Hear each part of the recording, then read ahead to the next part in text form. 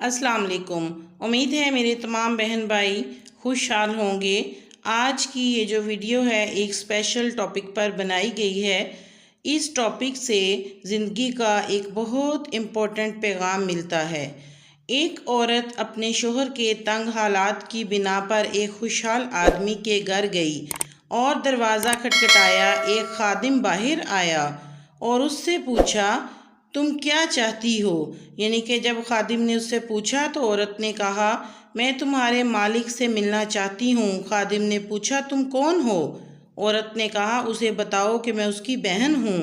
खादिम ये तो जानता था कि उसके मालिक की कोई बहन नहीं, लेकिन फिर भी वो अंदर गया और अपने मालिक से कहा कि औरत जो बाहर आई है उसका ये दावा है कि वो आपकी बहन है। मालिक ने कहा, उसे अंदर ले आओ। औरत अंदर आई। मालिक ने उसे खुश दिली से उसका इस्तकबाल किया और पूछा, तुम मेरे किस भाई की बहन हो? अल्लाह तुम पर रहम करे। यानी कि वो जो इंसान था वो भी बहुत नेक दिल था। औरत ने कहा, मैं आदम की बेटी हूँ। खुशहाल आदमी ने अपने दिल में सोचा, ये औरत वाकई ही बेयारो मददगार है और मैं पहला शख्स हूँगा जो इसकी मदद करूँगा। औरत ने कहा, ए मेरे भाई, शायद आप जैसे लोगों को मालूम ना हो कि गुर्बत का जायका कितना कड़वा है और इसी गुर्बत की वजह से ही मैं अपने शोहर के साथ तलाक के दरवाजे पर खड़ी हूँ। क्या आपके पास कुछ है जो आप क़यामत के दिन के लिए दे सकें? आपके पास जो कुछ है वो ख़त्म हो जाएगा, लेकिन अल्लाह के पास जो कुछ है वो बाकी रहेगा। क्या आपके पास ऐसी कोई चीज़ है जो आप मुझे देंगे जो आपको हमेशा के लिए आपके काम आएगी? आदमी ने उसे फिर कहा, ये दोहराओ। औरत ने तीसरी बार कहा। फिर उस खुशहाल आदमी ने चौथी बार कहा, दोबारा कहो।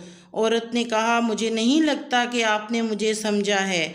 मैंने कभी भी अपने अल्लाह के सिवा किसी से कुछ नहीं मांगा जो मुझे इतना जलील आप कर रहे हैं। खुशहाल आदमी ने कहा, अल्लाह की कसम, मुझे तुम्हारी बात बहुत अच्छी लगी।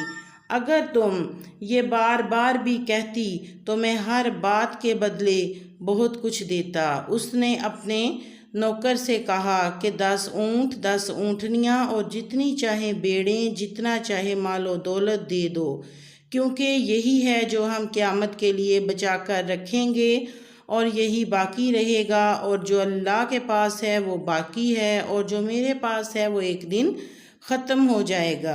इससे हमें ये सबक मिलता है कि हमें गरीबों को नहीं भूलना चाहिए। वीडियो को लाइक, चैनल को सब्सक्राइब करें।